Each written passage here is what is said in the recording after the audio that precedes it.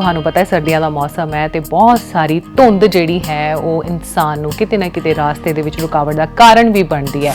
ਕਿਉਂਕਿ ਸ਼ਹਿਰਾਂ ਦੇ ਮੁਕਾਬਲੇ ਜਦੋਂ ਅਸੀਂ ਦੇਖਦੇ ਹਾਂ ਤਾਂ ਪਿੰਡਾਂ ਦੇ ਵਿੱਚ ਜਿਹੜੀ ਧੁੰਦ ਦਾ ਅਸਰ ਆ ਜ਼ਿਆਦਾ ਦਿਖਾਈ ਦਿੰਦਾ ਹੈ ਤੇ ਪਿੰਡਾਂ ਦੇ ਵਿੱਚ ਚਲੋ ਲੋਕਾਂ ਦਾ ਤਾਂ ਬਚਾਅ ਹੋ ਜਾਂਦਾ ਹੈ, ਪਰ ਜਦੋਂ ਸੜਕ ਦੇ ਉੱਪਰ ਵਾਹਨ ਚਾਲਕ ਚੱਲਦੇ ਨੇ ਤੇ ਉਹਨਾਂ ਲਈ ਇਹ ਧੁੰਦ ਜਿਹੜੀ ਆ ਕਾਫੀ ਨੁਕਸਾਨਦਾਇਕ ਹੁੰਦੀ ਹੈ। ਜਦੋਂ ਅਸੀਂ ਦੇਖਦੇ ਹਾਂ ਨਾ ਕਿ ਰਾਸਤੇ ਜਦੋਂ ਜ਼ਿਆਦਾ ਧੁੰਦ ਪਈ ਹੁੰਦੀ ਹੈ ਤਾਂ ਜਿਹੜੀਆਂ ਗੱਡੀਆਂ ਵੀ ਬਹੁਤ ਸਲੋ ਦੇ ਨਾਲ ਚੱਲਦੀਆਂ ਨੇ, ਔਰ ਜਦੋਂ ਵੀ ਆਪਾਂ ਸਰਦੀਆਂ ਦੇ ਵਿੱਚ ਆਉਣਾ ਜਾਣਾ ਹੁੰਦਾ ਹੈ ਤੇ ਆਪਾਂ 1 ਘੰਟਾ ਪਹਿਲਾਂ ਐਡਵਾਂਸ ਲੈ ਕੇ ਚੱਲਦੇ ਹੈਗੇ ਆ ਕਿ ਉੱਥੇ ਪਹੁੰਚਣ ਲਈ ਸਾਨੂੰ 1 ਘੰਟਾ ਪਹਿਲਾਂ ਹੀ ਘਰੋਂ ਤੁਰਨਾ ਚਾਹੀਦਾ। ਬਹੁਤ ਚੰਗੀ ਗੱਲ ਹੈ, ਬਹੁਤ ਸੁਚੱਜੀ ਗੱਲ ਹੈ ਔਰ ਧਿਆਨ ਵੀ ਰੱਖਣਾ ਚਾਹੀਦਾ ਹੈ ਨਾ। ਧੁੰਦ ਦੇ ਮੌਸਮ ਦੇ ਵਿੱਚ ਹਰ ਵਾਹਨ ਚਾਲਕ ਨੂੰ ਚਾਹੀਦਾ ਹੈ ਕਿ ਉਹ ਆਪਣੀ ਗੱਡੀ ਦੇ ਰਿਫਲੈਕਟਰ ਦੀ ਵਰਤੋਂ ਕਰੇ, ਇੰਡੀਕੇਟਰਸ ਦੀ ਵਰਤੋਂ ਕਰੇ ਤੇ ਆਪਣੀ ਜਿਹੜੀ ਗੱਡੀ ਦੀ ਸਪੀਡ ਆ ਉਹ ਵੀ ਘੱਟ ਲੈ ਕੇ ਚੱਲੇ। ਅਸੀਂ ਜਦੋਂ ਵੀ ਮਤਲਬ ਆਪਣੇ ਵਾਹਨ ਚਲਾਉਂਦੇ ਹੈਗੇ ਆ ਤੇ ਉਹਨਾਂ ਦੇ ਲਈ ਸਾਨੂੰ ਇਸ ਤਰ੍ਹਾਂ ਦੀ ਸਪੀਡ ਜਿਹੜੀ ਹੈਗੀ ਉਹ ਬਣਾ ਕੇ ਰੱਖਣੀ ਚਾਹੀਦੀ ਹੈ। ਨਾਲ ਦੀ ਨਾਲ ਸਾਨੂੰ ਜਿਹੜਾ ਪਬਲਿਕ ਟਰਾਂਸਪੋਰਟ ਹੈਗਾ ਉਹਦੀ ਵਰਤੋਂ ਜ਼ਿਆਦਾ ਕਰਨੀ ਚਾਹੀਦੀ ਹੈ। ਸਵਾਗਤ ਨਿੱਘਾ ਜੀ ਆਇਆਂ ਨੂੰ ਆਖਦੇ ਹਾਂ talk show with Reena Suman ਤੇ ਕਮਲਪ੍ਰੀਤ ਦੇ ਨਾਲ। ਤੁਸੀਂ ਵੇਖ ਰਹੇ ਹੋ ਔਰ ਸਾਡੇ ਚੈਨਲ ਉੱਤੇ ਜਿਸ ਦਾ ਨਾਮ ਹੈ 7 ਨਿਊਜ਼ ਐਂਡ ਐਂਟਰਟੇਨਮੈਂਟ। ਸੋ ਅੱਜ ਦੀ ਗੱਲ ਅਸੀਂ ਕਰਨੀ ਹੈ ਉਹ ਗੱਲ ਬਹੁਤ ਮਹੱਤਵਪੂਰਨ ਹੈ। ਤੁਹਾਨੂੰ ਪਤਾ ਹੈ ਸਰਦੀਆਂ ਦਾ ਮੌਸਮ ਹੈ ਤੇ ਬਹੁਤ ਸਾਰੀ ਧੁੰਦ ਜਿਹੜੀ ਹੈ ਉਹ ਇਨਸਾਨ ਨੂੰ ਕਿਤੇ ਨਾ ਕਿਤੇ ਰਾਸਤੇ ਦੇ ਵਿੱਚ ਰੁਕਾਵਟ ਦਾ ਕਾਰਨ ਵੀ ਬਣਦੀ ਹੈ। ਜਦੋਂ ਮੈਂ ਰਾਸਤੇ 'ਚ ਆ ਰਹੀ ਸੀ ਨਾ ਤੇ ਮੈਂ ਸੋਚ ਹੀ ਰਹੀ ਸੀ ਕਿ ਇੰਨੀ ਧੁੰਦ ਦੇ ਵਿੱਚ ਇੱਕ ਇਨਸਾਨ ਜਾ ਰਿਹਾ ਹੈ, ਆਪਣੀ ਰੋਜ਼ੀ ਰੋਟੀ ਲਈ ਜਾ ਰਿਹਾ ਨਾ, ਬਹੁਤ ਜ਼ਰੂਰੀ ਕੰਮਾਂ ਨੂੰ ਨਵੇੜੇ ਕਰਨ ਦੇ ਲਈ ਜਾ ਰਿਹਾ ਨਾ। ਮਜਬੂਰੀਆਂ ਇਨਸਾਨ ਦੇ ਕੋਲ ਬਹੁਤ ਕੁਝ ਕਰਾ ਦਿੰਦੀਆਂ ਨੇ, ਹੈ ਨਾ। ਤੇ ਫਿਰ ਮੈਨੂੰ ਮਜਬੂਰੀ ਇਹ ਵੀ ਲੱਗੀ ਕਿ ਆਪਾਂ ਵੀ ਜਾਣਾ ਹੈ ਪ੍ਰੋਗਰਾਮ ਕਰਨ ਤੇ ਰਾਸਤੇ 'ਚ ਇੰਨੀ ਧੁੰਦ ਤੇ ਤੁਸੀਂ ਲੇਟ ਹੋ ਗਏ ਕਿਉਂ? ਪਹਿਲਾਂ ਤਾਂ ਤੁਹਾਨੂੰ ਸਤਿ ਸ਼੍ਰੀ ਅਕਾਲ ਤੇ ਸਾਡੇ ਸਾਰੇ ਦਰਸ਼ਕਾਂ ਨੂੰ ਵੀ। ਮੈਂ ਕਿਹਾ ਫਿਰ ਭੈਣ ਕਿਤੇ ਗੁੱਸਾ ਨਾ ਮੰਨ ਲੈਣ ਕਿ ਵੀ ਮੈਨੂੰ ਬੁਲਾਇਆ ਨਹੀਂ, ਪਰ ਮੈਂ ਇੰਤਜ਼ਾਰ ਕੀਤਾ ਤੁਹਾਡਾ, ਤੁਸੀਂ ਹੁਣ ਮੈਨੂੰ ਵੀ ਬਲੇਮ ਕਰੀ ਜਾ ਰਹੇ ਹੋ। ਅੱਛਾ, ਤੁਸੀਂ ਇੰਤਜ਼ਾਰ ਕੀਤਾ? ਮੈਨੂੰ ਲੱਗਿਆ ਮੈਂ ਫਸ ਗਈ ਹਾਂ, ਫਿਰ ਮੈਨੂੰ ਲੱਗੀ ਕਿ ਆਪਾਂ ਇੱਕੋ ਹੀ ਰੂਟ ਤੋਂ ਆ ਰਹੇ ਦੋਨੋਂ ਜਾਣੇ, ਧੁੰਦ 'ਚ ਤੁਸੀਂ ਫਸ ਗਏ ਹੋਗੇ। ਨਹੀਂ, ਮੈਂ ਵੈਸੇ ਇੱਧਰੋਂ ਆਈ ਸੀ ਤੇ ਤੁਸੀਂ ਇੱਧਰੋਂ ਆਏ ਸੀ। ਇਸ਼ਾਰਾ ਨਹੀਂ ਸਮਝਿਆ, ਉਹ ਰਹਿੰਦੇ ਤਾਂ ਪੰਜਾਬ 'ਚ ਹੀ ਆ। ਮੈਂ ਕਿਹਾ ਖਰਿਆ ਵੀ ਫਰਕ ਹੋਏਗਾ ਵੀ ਮੈਂ ਇੱਧਰਲੇ ਸਾਈਡ ਤੋਂ ਏਰੀਏ ਤੋਂ ਆਈ ਆ ਤੇ ਤੁਸੀਂ ਇੱਧਰਲੇ। ਨਾ ਆਪਾਂ ਪਿੰਡਾਂ ਵਾਲੇ ਆ ਤੇ ਪਿੰਡਾਂ ਵਿੱਚ ਜਦੋਂ ਆਈਦਾ ਨਾ ਤੇ ਧੁੰਦ ਬਹੁਤ ਜ਼ਿਆਦਾ ਸੰਘਣੀ ਹੁੰਦੀ ਹੈ ਕਿ ਕਣਕ ਲੱਗੀ ਹੈ ਤੇ ਕਣਕ ਨੂੰ ਪਾਣੀ ਵੀ ਦਿੱਤਾ ਜਾਂਦਾ ਹੈ ਨਾ। ਕਿਉਂਕਿ ਸ਼ਹਿਰਾਂ ਦੇ ਮੁਕਾਬਲੇ ਜਦੋਂ ਅਸੀਂ ਦੇਖਦੇ ਹਾਂ ਤਾਂ ਪਿੰਡਾਂ ਦੇ ਵਿੱਚ ਜਿਹੜੀ ਧੁੰਦ ਦਾ ਅਸਰ ਆ ਜ਼ਿਆਦਾ ਦਿਖਾਈ ਦਿੰਦਾ ਹੈ ਤੇ ਪਿੰਡਾਂ ਦੇ ਵਿੱਚ ਚਲੋ ਲੋਕਾਂ ਦਾ ਤਾਂ ਬਚਾਅ ਹੋ ਜਾਂਦਾ ਹੈ, ਪਰ ਜਦੋਂ ਸੜਕ ਦੇ ਉੱਪਰ ਵਾਹਨ ਚਾਲਕ ਚੱਲਦੇ ਨੇ ਤੇ ਉਹਨਾਂ ਲਈ ਇਹ ਧੁੰਦ ਜਿਹੜੀ ਆ ਕਾਫੀ ਨੁਕਸਾਨਦਾਇਕ ਹੁੰਦੀ ਹੈ। ਬਿਲਕੁਲ। ਸੋ ਬਹੁਤ ਸਾਰੇ ਹਾਦਸੇ ਵਾਪਰ ਜਾਂਦੇ ਨੇ ਇਸ ਧੁੰਦ ਦੇ ਕਾਰਨ। ਸੋ ਸਾਡਾ ਅੱਜ ਦਾ ਵਿਸ਼ਾ ਵੀ ਇਹੀ ਹੈ ਕਿ ਧੁੰਦ ਦੇ ਵਿੱਚ ਅਸੀਂ ਆਪਣਾ ਬਚਾਅ ਕਿਵੇਂ ਕਰਨਾ ਹੈ। ਬਿਲਕੁਲ। ਕਿਉਂਕਿ ਧੁੰਦ ਬਹੁਤ ਸਾਰੇ ਲੋਕਾਂ ਲਈ ਜਾਨਲੇਵਾ ਸਾਬਤ ਹੁੰਦੀ ਹੈ। ਕਈ ਪਰਿਵਾਰਾਂ ਦਾ ਬਹੁਤ ਜ਼ਿਆਦਾ ਜਾਨੀ ਮਾਲੀ ਨੁਕਸਾਨ ਵੀ ਇਸ ਧੁੰਦ ਦੇ ਕਾਰਨ ਹੋ ਜਾਂਦਾ ਹੈ। ਹੁੰਦਾ ਹੈ, ਬਿਲਕੁਲ ਹੁੰਦਾ ਹੈ। ਔਰ ਜਦੋਂ ਅਸੀਂ ਦੇਖਦੇ ਹਾਂ ਨਾ ਕਿ ਰਾਸਤੇ ਜਦੋਂ ਜ਼ਿਆਦਾ ਧੁੰਦ ਪਈ ਹੁੰਦੀ ਹੈ ਤਾਂ ਜਿਹੜੀਆਂ ਗੱਡੀਆਂ ਵੀ ਬਹੁਤ ਸਲੋ ਦੇ ਨਾਲ ਚੱਲਦੀਆਂ ਨੇ, ਔਰ ਜਦੋਂ ਵੀ ਆਪਾਂ ਸਰਦੀਆਂ ਦੇ ਵਿੱਚ ਆਉਣਾ ਜਾਣਾ ਹੁੰਦਾ ਹੈ ਤੇ ਆਪਾਂ 1 ਘੰਟਾ ਪਹਿਲਾਂ ਐਡਵਾਂਸ ਲੈ ਕੇ ਚੱਲਦੇ ਹੈਗੇ ਆ ਕਿ ਉੱਥੇ ਪਹੁੰਚਣ ਲਈ ਸਾਨੂੰ 1 ਘੰਟਾ ਪਹਿਲਾਂ ਹੀ ਘਰੋਂ ਤੁਰਨਾ ਚਾਹੀਦਾ। ਬਹੁਤ ਚੰਗੀ ਗੱਲ ਹੈ, ਬਹੁਤ ਸੁਚੱਜੀ ਗੱਲ ਹੈ ਔਰ ਧਿਆਨ ਵੀ ਰੱਖਣਾ ਚਾਹੀਦਾ ਹੈ ਨਾ। ਸੋ ਜਦੋਂ ਅਸੀਂ ਕਹਿੰਦੇ ਧੁੰਦ ਹੁੰਦੀ ਹੈ ਤੇ ਦਿਖਣਾ ਵੀ ਘੱਟ ਸ਼ੁਰੂ ਹੋ ਜਾਂਦਾ ਹੈ ਨਾ। ਤੇ ਪਿੱਛੇ ਕਿ ਜਾਏ ਤਾਂ 3-4 ਵਜੇ ਧੁੰਦ ਪੈਣੀ ਸ਼ੁਰੂ ਹੋ ਗਈ ਸੀਗੀ, ਹੈ ਨਾ। ਸੋ ਇੰਜ ਲੱਗਦਾ ਸੀਗਾ ਕਿ ਬਸ ਹੁਣੀ ਸ਼ਾਮ ਪੈਣੀ ਸ਼ੁਰੂ ਹੋ ਗਈ। ਜਦੋਂ ਘੜੀ ਵੱਲ ਦੇਖਿਆ, ਹੈ ਘੜੀ ਤਾਂ ਹਲੇ 2 ਵਜਾ ਰਹੀ ਹੈ, 3 ਵਜਾ ਰਹੀ ਹੈ ਨਾ, ਤੇ ਉਹ ਸ਼ਾਮ ਦਾ ਸਮਾਂ ਲੱਗਦਾ ਸੀ। ਤੇ ਜ਼ਰੂਰੀ ਹੋ ਜਾਂਦਾ ਹੈ ਕਿ ਆਪਣੇ ਆਪ ਦਾ ਬਚਾਓ ਕਰਨਾ, ਕਿਉਂਕਿ ਹਾਦਸਿਆਂ ਦੇ ਨਾਲ ਇੱਕ ਜੇਕਰ ਜਾਨ ਦਾ ਹਾਦਸਾ ਹੁੰਦਾ ਹੈ ਤਾਂ ਪਿੱਛੇ ਮੈਨੂੰ ਲੱਗਦਾ ਹੁੰਦਾ ਹੈ ਕਿ ਬਹੁਤ ਸਾਰੀਆਂ ਜਾਨਾਂ ਹੁੰਦੀਆਂ ਨੇ ਜਿਹੜੀਆਂ ਕਿ ਰੋ ਕੇ ਆਪਣੀ ਜ਼ਿੰਦਗੀ ਦੇ ਵਿੱਚ ਬਹਾਲ ਹੋ ਜਾਂਦੀਆਂ ਨੇ। ਜੀ, ਸੋ ਬਹੁਤ ਸਾਰੇ ਪਰਿਵਾਰਾਂ ਨੂੰ ਅਜਿਹੇ ਦੁੱਖਾਂ ਦਾ ਸਾਹਮਣਾ ਕਰਨਾ ਪੈਂਦਾ ਹੈ। ਉਸ ਨੂੰ ਹੀ ਮੱਦੇਨਜ਼ਰ ਰੱਖਦੇ ਹੋਏ ਕਮਲ ਜੀ, ਜਿਵੇਂ ਸਭ ਨੂੰ ਪਤਾ ਹੀ ਹੈ ਵੀ ਸੜਕੀ ਆਵਾਜਾਈ ਮੰਤਰਾਲੇ ਵੱਲੋਂ ਸਾਡੀ ਸੁਰੱਖਿਆ ਲਈ ਹੀ ਬਹੁਤ ਸਾਰੇ ਨਿਯਮ ਬਣਾਏ ਗਏ ਆ, ਲੇਕਿਨ ਗਲਤੀ ਕਿੱਥੇ ਹੁੰਦੀ ਆ ਜਦੋਂ ਅਸੀਂ ਉਹਨਾਂ ਰੂਲ ਰੈਗੂਲੇਸ਼ਨ ਨੂੰ ਫੋਲੋ ਨਹੀਂ ਕਰਦੇ ਹੈਗੇ। ਕਿਉਂਕਿ ਧੁੰਦ ਦੇ ਮੌਸਮ ਦੇ ਵਿੱਚ ਹਰ ਵਾਹਨ ਚਾਲਕ ਨੂੰ ਚਾਹੀਦਾ ਹੈ ਕਿ ਉਹ ਆਪਣੀ ਗੱਡੀ ਦੇ ਰਿਫਲੈਕਟਰ ਦੀ ਵਰਤੋਂ ਕਰੇ, ਇੰਡੀਕੇਟਰਸ ਦੀ ਵਰਤੋਂ ਕਰੇ ਤੇ ਆਪਣੀ ਜਿਹੜੀ ਗੱਡੀ ਦੀ ਸਪੀਡ ਆ ਉਹ ਵੀ ਘੱਟ ਲੈ ਕੇ ਚੱਲੇ।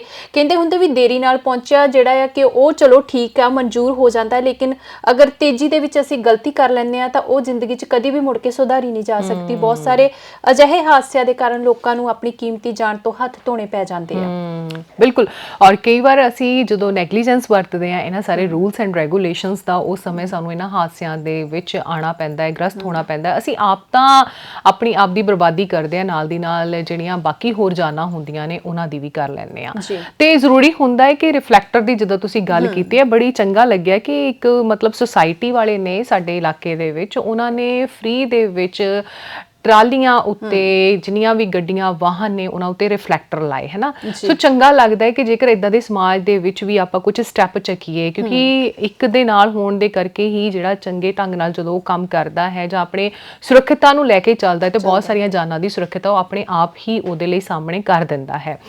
ਰਿਫਲੈਕਟਰ ਦੀ ਅਸੀਂ ਜਿੱਥੇ ਗੱਲ ਕਰਦੇ ਹਾਂ ਤੇ ਅੱਜ ਦੇ ਮੌਸਮ ਦੇ ਵਿੱਚ ਤੁਹਾਨੂੰ ਪਤਾ ਹੈ ਕਿ ਗੰਨੇ ਦੀ ਜਿਹੜੀ ਕਾਸ਼ਤ ਹੁੰਦੀ ਹੈ ਨਾ, ਬਹੁਤ ਸਾਰੇ ਪਿੰਡਾਂ ਦੇ ਵਿੱਚੋਂ ਟਰਾਲੀਆਂ ਜਿਹੜੀਆਂ ਗੰਨੇ ਲੱਦ ਕੇ ਜਾਂਦੀਆਂ ਨੇ ਹੈ ਨਾ, ਫਿਰ ਉੱਥੇ ਰਿਫਲੈਕਟਰ ਦੀ ਜ਼ਰੂਰਤ ਬਣ ਜਾਂਦੀ ਹੈ। ਔਰ ਦੂਜੀ ਗੱਲ ਇਹ ਹੋ ਜਾਂਦੀ ਹੈ ਕਿ ਜਦੋਂ ਵੀ ਧੁੰਦ ਜ਼ਿਆਦਾ ਹੋਵੇ, ਸੰਘਣੀ ਧੁੰਦ ਹੋਵੇ ਹੈ ਨਾ, ਉੱਥੇ ਸਾਨੂੰ ਜਿਹੜਾ ਹੈਗਾ ਆਪਣੇ ਵਾਹਨ ਦੇ ਲਈ ਹੈ ਨਾ ਜਿਹੜੀਆਂ ਹੈਡਲਾਈਟਸ ਹੁੰਦੀਆਂ ਨੇ ਉਹਨਾਂ ਦਾ ਖਾਸ ਖਿਆਲ ਰੱਖਣਾ ਚਾਹੀਦਾ ਹੈ ਤਾਂ ਕਿ ਦੂਰੋਂ ਪਤਾ ਲੱਗ ਸਕੇ ਕਿ ਕੋਈ ਵਾਹਨ ਆ ਰਿਹਾ ਹੈ ਔਰ ਜਿੱਦਾਂ ਦਾ ਵਾਹਨ ਹੈ ਉਸ ਦੇ ਅਨੁਸਾਰ ਹੀ। ਟਰੱਕਾਂ ਦੇ ਵਿੱਚ ਅਸੀਂ ਦੇਖਦੇ ਹਾਂ ਕਿ ਜਿਹੜੇ ਰਿਫਲੈਕਟਰ ਹੁੰਦੇ ਨੇ ਉਹ ਟਰੱਕਾਂ ਦੇ ਆਲੇ ਦੁਆਲੇ ਜਿੰਨਾ ਵੀ ਉਹਦੀ ਬਾਡੀ ਹੁੰਦੀ ਹੈ ਏਰੀਆ ਕਵਰ ਹੋ ਜਾਵੇ ਤਾਂ ਕਿ ਪਤਾ ਲੱਗ ਸਕੇ ਕਿ ਉਹ ਵਾਹਨ ਦਾ ਜਿਹੜਾ ਹੈ ਉਹ ਜਿਹੜੀ ਜਗ੍ਹਾ ਹੈ ਉਸਨੇ ਕਿੰਨੀ ਘੇਰਨੀ ਹੈ। ਛੋਟੀ ਗੱਡੀ ਨੇ ਛੋਟੀ ਜਗ੍ਹਾ ਘੇਰਨੀ ਹੈ ਤੇ ਵੱਡੀ ਨੇ ਵੱਡੀ।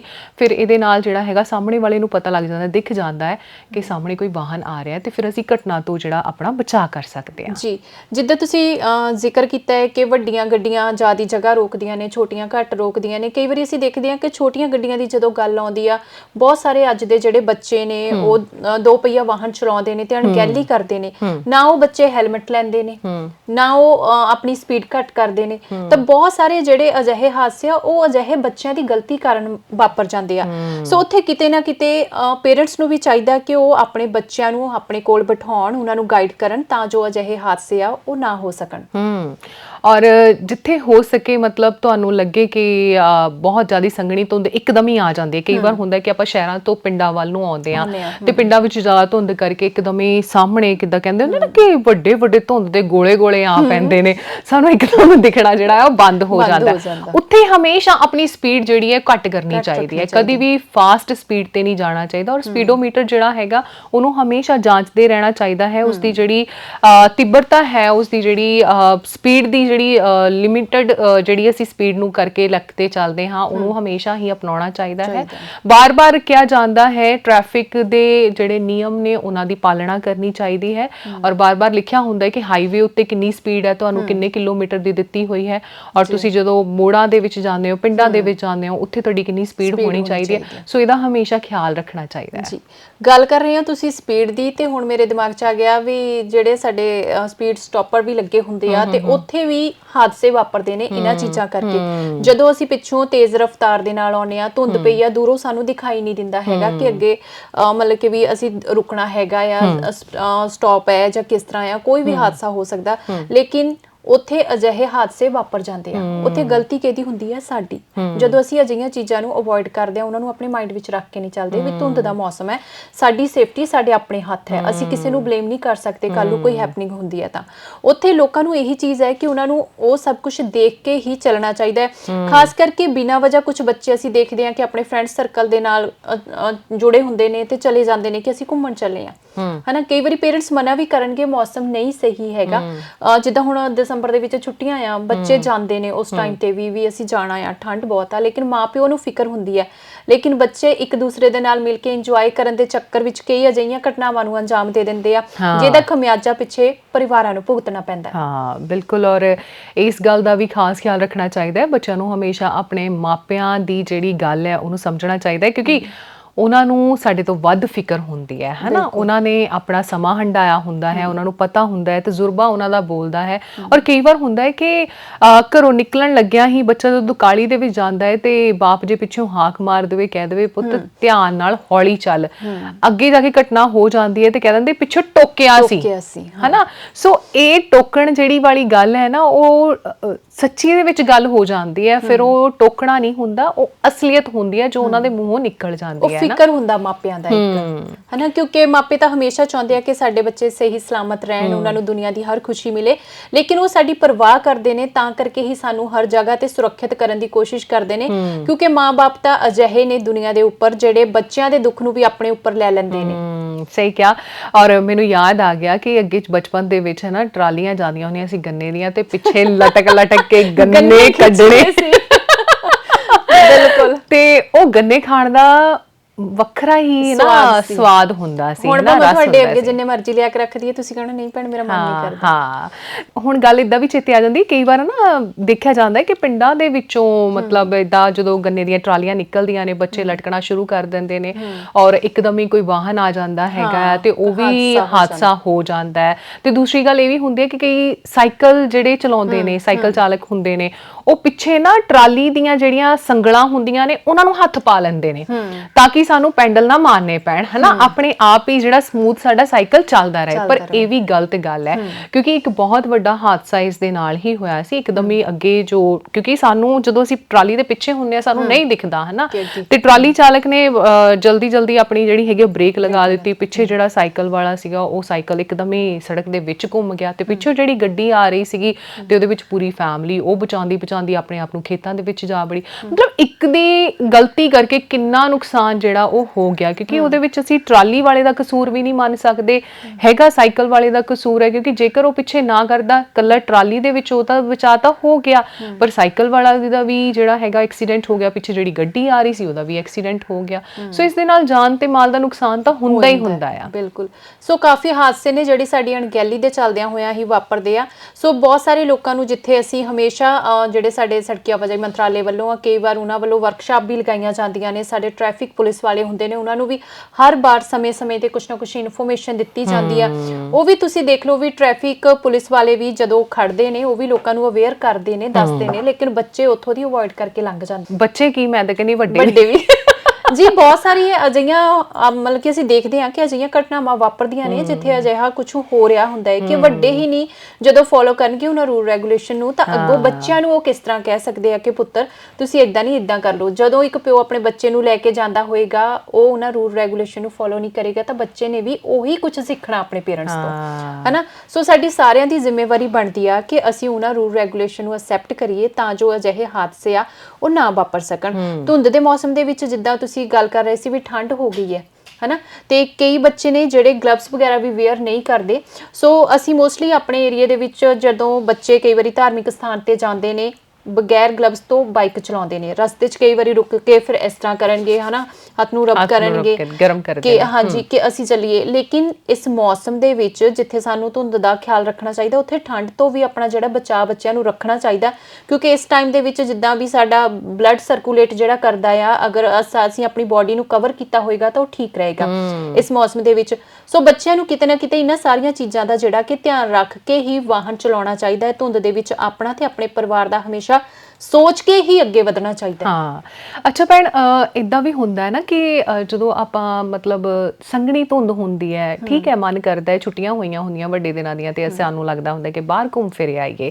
ਅਸੀਂ ਨਾ ਹਿਲੀ ਸਟੇਸ਼ਨ ਤੇ ਜਾਣਾ ਪਸੰਦ ਕਰਦੇ ਹਾਂ ਜਿੱਥੇ ਬਰਫ਼ ਪੈਂਦੀ ਹੈ, ਜਿੱਥੇ ਅਸੀਂ ਗੋਲੇ ਬਣਾ ਕੇ ਇੱਕ ਦੂਜੇ ਉੱਤੇ ਸਿੱਟਣੇ ਹੁੰਦੇ ਨੇ ਨਾ, ਮਨ ਕਰਦਾ ਹੈ। ਮੈਂ ਤਾਂ ਕਿਹਾ ਸੀ ਪਰ ਤੁਸੀਂ ਮੰਨੇ ਨਹੀਂ।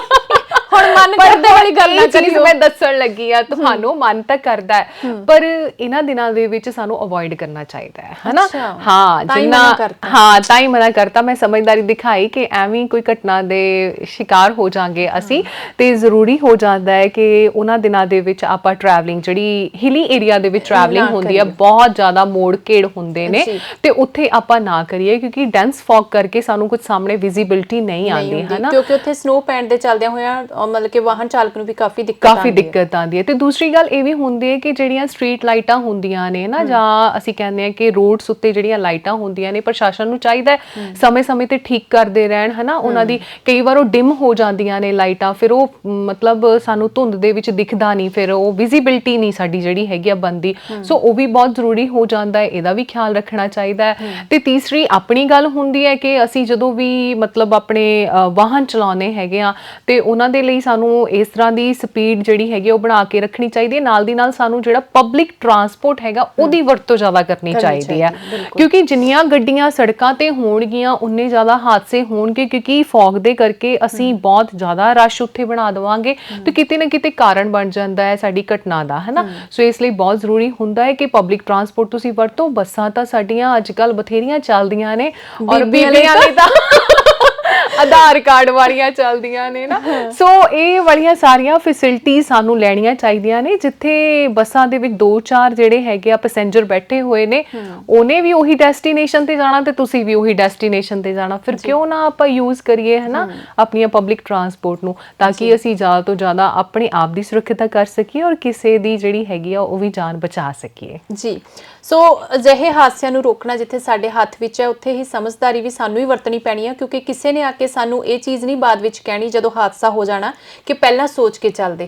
ਅਗਰ ਅਸੀਂ ਹੁਣ ਤੋਂ ਹੀ ਪ੍ਰਿਪੇਅਰ ਹੋ ਕੇ ਚੱਲੀਏ ਕਿ ਇਸ ਮੌਸਮ ਦੇ ਵਿੱਚ ਅਸੀਂ ਸਾਵਧਾਨੀ ਵਰਤਣੀ ਆ, ਅਸੀਂ ਹਾਦਸਿਆਂ ਨੂੰ ਘੱਟ ਕਰਨਾ, ਤਾਂ ਉਹ ਕੋਸ਼ਿਸ਼ ਸਾਨੂੰ ਆਪਣੇ ਆਪ ਹੀ ਕਰਨੀ ਪੈਣੀ ਹੈ। ਕਿਉਂਕਿ ਅਜਿਹੇ ਹਾਦਸਿਆਂ ਦੇ ਚੱਲਦਿਆਂ ਹੋਏ ਅਸੀਂ ਦੇਖਦੇ ਹਾਂ ਕਿ ਅੱਜ ਕੱਲ੍ਹ ਬਹੁਤ ਸਾਰੇ ਪਰਿਵਾਰਾਂ ਦੇ ਵਿੱਚ 1-1 ਜਾਂ 2-2 ਬੱਚੇ ਨੇ। ਜਦੋਂ ਅਜਿਹੇ ਹਾਦਸਿਆਂ ਦੇ ਚਪੇਟ ਦੇ ਵਿੱਚ ਬੱਚੇ ਆ ਜਾਂਦੇ ਨੇ ਨਾ, ਤਾਂ ਉਹਨਾਂ ਘਰਾਂ ਦੇ ਚਿਰਾਗ ਹਮੇਸ਼ਾ ਲਈ ਬੁੱਝ ਜਾਂਦੇ ਨੇ ਤੇ ਉਹ ਮਾਂ-ਬਾਪ ਲਈ ਇੱਕ ਅਜਿਹਾ ਦੁੱਖ ਬਣ ਜਾਂਦਾ ਹੈ ਕਿ ਰਹਿੰਦੀ ਦੁਨੀਆ ਤੱਕ ਉਸ ਦੁੱਖ ਤੋਂ ਕਦੀ ਵੀ ਬਾਹਰ ਨਹੀਂ ਆ ਸਕਦੀ ਹੈਗੀ। ਬਿਲਕੁਲ ਸਹੀ ਕਿਹਾ। ਔਰ ਜਿੱਦਾਂ ਅਸੀਂ ਆਪਣੀ ਸੁਰੱਖਿਅਤਾ ਕਰਾਂਗੇ, ਉਸੇ ਨਾਲ ਹੀ ਜਿੱਦਾਂ ਮੈਂ ਪਹਿਲਾਂ ਹੀ ਕਿਹਾ ਸੀ ਕਿ ਇੱਕ ਜਾਨ ਦੇ ਜਾਣ ਨਾਲ ਪਿੱਛੇ ਜਿੰਨੀਆਂ ਜਾਨਾਂ ਹੁੰਦੀਆਂ ਨੇ ਉਹ ਰੋ ਕੇ ਬੇਹਾਲ ਹੋ ਜਾਂਦੀਆਂ ਨੇ, ਜ਼ਿੰਦਗੀ ਨਹੀਂ ਲੱਗਦੀ, ਫਿਰ ਉਹ ਦਿਨ ਕੱਟਣੇ ਹੀ ਲੱਗਦੇ ਨੇ। ਤਾਂ ਅਸੀਂ ਨਹੀਂ ਚਾਹੁੰਦੇ, ਅਸੀਂ ਤਾਂ ਇਹੀ ਤੁਹਾਡੇ ਨਾਲ ਇਹ ਸਲਾਹ ਮਸ਼ਵਰਾ ਕਰਨਾ ਚਾਹੁੰਦੇ ਹਾਂ। ਅਸੀਂ ਦੋਨਾਂ ਨੇ ਸਲਾਹ ਪਹਿਲਾਂ ਕੀਤੀ ਸੀ ਕਿ ਇਸ ਪ੍ਰੋਗਰਾਮ ਦੇ ਵਿੱਚ ਅਸੀਂ ਜ਼ਰੂਰ ਇਹ ਗੱਲ ਕਰਨੀ ਹੈ ਕਿ ਸੰਘਣੀ ਧੁੰਦ ਤੋਂ ਅਸੀਂ ਕਿੱਦਾਂ ਬਚਾਅ ਕਰ ਸਕਦੇ ਹਾਂ। ਕੁਝ ਟਿਪਸ ਸਾਡੇ ਸੀਗੇ, ਅਗਰ ਤੁਹਾਨੂੰ ਵੀ ਲੱਗਿਆ ਕਿ ਕੁਝ ਟਿਪਸ ਤੁਹਾਡੇ ਵੱਲੋਂ ਕੁਝ ਚੰਗੇ ਜਾਣਕਾਰੀ ਵਾਲੇ ਹੈਗੇ ਨੇ ਔਰ ਤੁਸੀਂ ਸਾਰਿਆਂ ਦੇ ਨਾਲ ਸਾਂਝੀ ਕਰ ਸਕਦੇ ਹੋ, ਸਾਨੂੰ ਚੰਗਾ ਲੱਗੇਗਾ। ਜ਼ਰੂਰ ਕਮੈਂਟ ਦੇ ਵਿੱਚ ਲਿਖ ਜਾਈਓ ਕਿ ਤੁਹਾਨੂੰ ਕਿਹੜੇ ਇਹਨਾਂ ਉੱਤੇ ਹੋਰ ਵਿਚਾਰ ਜਿਹੜੇ ਹੈ ਉਹ ਸਾਂਝੇ ਕਰਨੇ ਪੈ ਰਹੇ ਨੇ ਔਰ ਜਾਂ ਤੁਸੀਂ ਕਰਕੇ ਸਾਂਝੇ ਕਿਸੇ ਨੂੰ ਸਿੱਧੇ ਰਾਹੇ ਪਾ ਸਕਦੇ ਹੋ। ਜੀ ਬਿਲਕੁਲ, ਕਿਉਂਕਿ ਜਦੋਂ ਅਸੀਂ ਗੱਲਾਂ ਬਾਤਾਂ ਕਰਦੇ ਆ ਨਾ ਕੁਝ ਸਾਡੇ ਮਾਈਂਡ ਦੇ ਵਿੱਚੋਂ ਕੁਝ ਗੱਲਾਂ ਹੁੰਦੀਆਂ ਨੇ ਜਿਹੜੀਆਂ ਸਕਿਪ ਹੋ ਜਾਂਦੀਆਂ ਨੇ, ਤੇ ਬਾਅਦ ਵਿੱਚ ਕਈ ਵਾਰੀ ਸਾਨੂੰ ਵੀ ਹੁੰਦਾ ਹੈ ਕਿ ਅਸੀਂ ਪ੍ਰੋਗਰਾਮ ਦੇ ਵਿੱਚ ਬਹੁਤ ਕੁਝ ਬੋਲਦੇ ਆ, ਤੇ ਜਦੋਂ ਸਾਨੂੰ ਲੱਗਦਾ ਹੈ ਕਿ ਵੀ ਪ੍ਰੋਗਰਾਮ ਖਤਮ ਹੋ ਗਿਆ, ਫਿਰ ਲੱਗਦਾ ਨਹੀਂ ਆ ਵੀ ਗੱਲ ਕਰਨੀ ਸੀ। ਹੁਣ ਇਸ਼ਾਰਾ ਹੋ ਰਿਹਾ ਹੈ ਸਾਨੂੰ ਕਿ ਅਸੀਂ ਫਟਾਫਟ ਬਾਈਂਡ ਅਪ ਕਰ ਦਈਏ ਆਪਣੇ ਇਸ ਪ੍ਰੋਗਰਾਮ ਦਾ। ਔਰ ਇਹ programme talk show with Reena Suman ਤੇ ਕਮਲਪ੍ਰੀਤ ਦੇ ਨਾਲ ਤੁਸੀਂ ਵੇਖਦੇ ਰਹੋ, ਪਿਆਰ ਕਰਦੇ ਰਹੋ। ਤੁਹਾਡਾ ਹੁੰਗਾਰਾ ਬਹੁਤ ਜ਼ਰੂਰੀ ਹੈ ਔਰ ਜੇਕਰ ਤੁਹਾਨੂੰ ਅੱਜ ਦੀ ਜਾਣਕਾਰੀ ਚੰਗੀ ਲੱਗੇਗੀ, ਲਾਈਕ, ਕਮੈਂਟ ਤੇ ਸ਼ੇਅਰ ਜ਼ਰੂਰ ਕਰਨਾ ਤਾਂ ਕਿ ਬਾਕੀਆਂ ਤੱਕ ਵੀ ਇਹ ਜਾਣਕਾਰੀ ਅਸੀਂ ਪਹੁੰਚਾ ਸਕੀਏ। ਇਹ ਨਿੱਕਾ ਜਿਹਾ ਕੰਮ ਵੀ ਬਹੁਤ ਵੱਡੀ ਕਾਰਗਰੀ ਜਿਹੜੀ ਹੈਗੀ ਆ ਉਹ ਸਾਬਿਤ ਹੋ ਸਕਦਾ ਹੈ ਨਾ। ਚਲਿਏ ਫਿਰ ਹੁਣ ਧੁੰਦ ਪੈ ਜਾਏ ਨਾ। ਹਾਂ ਬਿਲਕੁਲ ਜੀ। ਸੋ ਅਗਲੇ ਹਫਤੇ ਫਿਰ ਤੋਂ ਇੱਕ ਨਵੇਂ ਟੌਪਿਕ ਦੇ ਨਾਲ ਤੁਹਾਡੇ ਰੂਬਰੂ ਹੋਵਾਂਗੇ। ਤਦ ਤੱਕ ਲਈ ਰੀਨਾ ਸੁਮਨ ਤੇ ਕਮਲਪ੍ਰੀਤ ਨੂੰ ਦਿਓ ਇਜਾਜ਼ਤ। ਧੰਨਵਾਦ। Thank you.